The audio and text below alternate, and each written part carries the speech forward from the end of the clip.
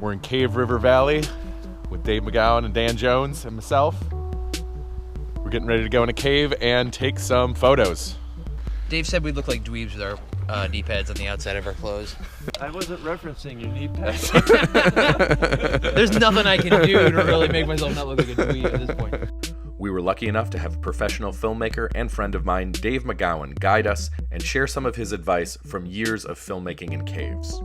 Back when I was doing it, what we would have was a low light, but we'd bring motorcycle batteries, and we'd get a 12-volt bulb to work with the batteries. So you had to carry the batteries and lamps in, and then crawl and slosh around until you got to the point, and then make the movie. You see a fit?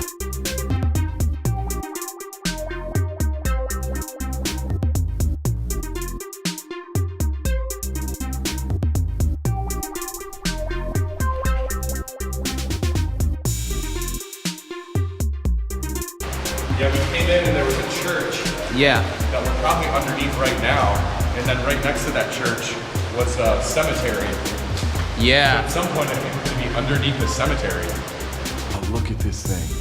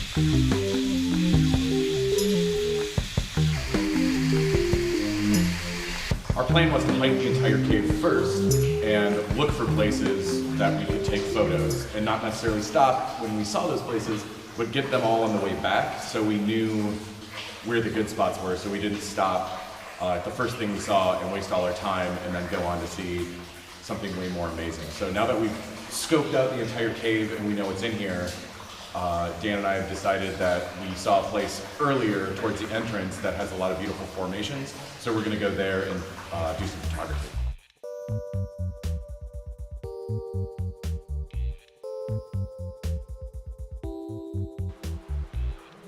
I like to keep my gear in water, mud, and dust-proof cases. In environments like this, it can be a losing battle to keep mud off of your camera. I think one thing that probably is a good tip for people coming into caves doing camera and photography is to bring a dry wipe for their lenses because it's pretty humid down here. Yeah, and it depends on the time of year too. Like if you come in the winter, it really fogs up. I don't think we had any trouble though because we walked around for so long before we did anything, so I think the camera acclimatized itself. Right.